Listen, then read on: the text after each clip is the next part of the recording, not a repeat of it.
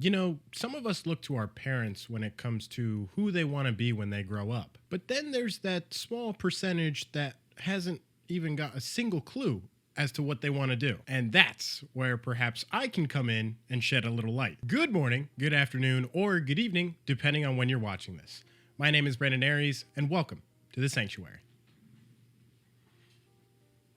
So you're out of college. That's a reference. Let me know if you understood that reference in the comments below. You got that piece of paper. If you graduated this year, congrats, by the way. My cousin graduated. Or maybe you're still in school, except you feel like you don't want to study what it is you're in school for. Maybe considering changing your major for the fourth time while you're only ending your sophomore year. See where I'm going with this? A few weeks back, a friend of mine and I were having a conversation. She was telling me how she was feeling very unhappy and unmotivated. And a major part of that was because she had no idea what she wanted to do. So she caught herself in this funk that no matter what she did, it just didn't feel like it was enough. Then earlier this week, another friend of mine was having a conversation and telling me how he was unsure of his career path after trying something that didn't really pan out. After both of these conversations, I figured what better way to help than by talking about it on here and maybe having the chance to help others that may be feeling this way. See, some people call the 20s of your life the chaos era because when you're starting your 20s,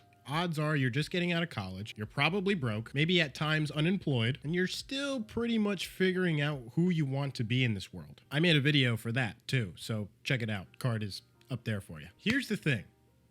All of that stuff is very normal, and it's okay to not know what it is that you want to do for the rest of your life right away. That's a big decision, and the rest of your life, that's a mighty long time. Another reason I see people in this funk is because of self-comparison. A big part of why we compare ourselves to other people is because of social media. We just sit there and scroll and see what all these other people are doing. Then we start comparing our lives to theirs. We're looking at our phones just like, wow, he did that and he's 22, I'm 24. Like, what am I doing with my life? Here's the thing. You should not be comparing yourself to other people. I did a video just about that subject as well. If you haven't seen it, a card is right up there. There's a saying that goes, don't compare your chapter 1 to someone's chapter 10. Yeah, you get it now. We all do this comparing, thinking that maybe we're behind. But truth is, you're not. Everybody has their own path and their own time frame when it comes to their own lives. You have to focus on doing what makes you happy.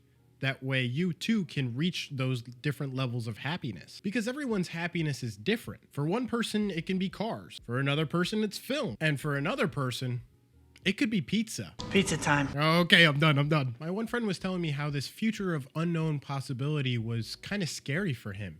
And it reminded me of this commencement speech that Jim Carrey had. Now, fear is going to be a player in your life, but you get to decide how much.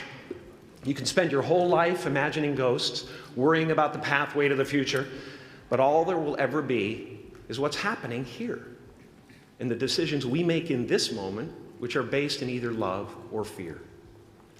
So many of us choose our path out of fear disguised as practicality. What we really want seems impossibly out of reach and ridiculous to expect, so we never dare to ask the universe for it. My father could have been a great comedian, but he didn't believe that that was possible for him. And so he made a conservative choice. Instead, he got a safe job as an accountant, and when I was 12 years old, he was let go from that safe job, and our family had to do whatever we could to survive. I learned many great lessons from my father, not the least of which was that you can fail at what you don't want. So you might as well take a chance on doing what you love. While I was scripting this week's video, I came across a TikTok from Not Andrew Murnane that said, "The issue isn't that you don't know what you're doing with your life. The issue is that you think you should. You see, situations don't create problems.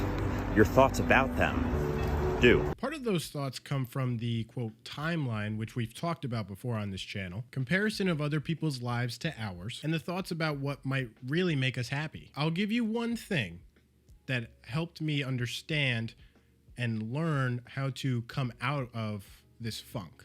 Hello, outside me again, and the newest member of the Tiny Mike Brigade. No, I'm not feeling my darker self because I'm in black and red. Just promoting this lovely merch from onlyoni.com. Remember, use code Aries for 10% off your order. Let's have a chat, shall we? Change your environment. I don't mean just like go outside or into a different room. I mean go somewhere. Go somewhere where you can be by yourself and be comfortable and happy. See, just take some time to sit with yourself. Ask yourself questions like, what makes me happy? What am I passionate about? What do I love that I can see myself doing for the rest of my life? You see what this is doing now, right? By doing this, you are not only just getting to know your future self, but you're also getting to know the version of yourself that you are right in this current moment. You know, this school of knowledge is always open, and all you have to do is subscribe? Now that's crazy. And it's free. No tuition included. Hey, I'm just saying. All right, bye for now. Anyway, the moral for this week: you're doing the best you can. When you find that one thing that makes you happy, you'll know. And when you know, there's no turning back. Boom. See that? If I could drop this mic, it'd be dropped right now. But it's pretty expensive, and I don't want to drop it. So thank you all so much for watching. I hope you enjoyed, and if you did, please be sure to give a like. It is always so much appreciated here in the sanctuary. For mental health, dating, and everyday life advice, please be sure to hit that subscribe button. And next to that is the notification bell for every week this lonely lover boy is on your subscription feed. Also, check me out on Twitch every Wednesday night from 7 to 10. This week, we did Friday the 13th. It's a bit of an older game, but we still had fun. Camp on the map. Oh, he's by me. Oh! I found a map and a walkie-talkie. Ah! Assistance coming on. Why can't I pick up this knife? Yeah, I was trying to. I'm sorry. If the Get out killer of there. can have a... Oh, jeez. Hey, squad. Ow! Pull! Who shot me? If I didn't see you this week, I'll see you next week. For updates on Twitch streams and video uploads, please be sure to follow my socials, my Twitter and my Instagram. Again, links will be in the description below, as well as all the equipment that I use for each and every video. Thank you guys so much for watching. And in case I don't see you, good afternoon, good evening, and good night. Peace.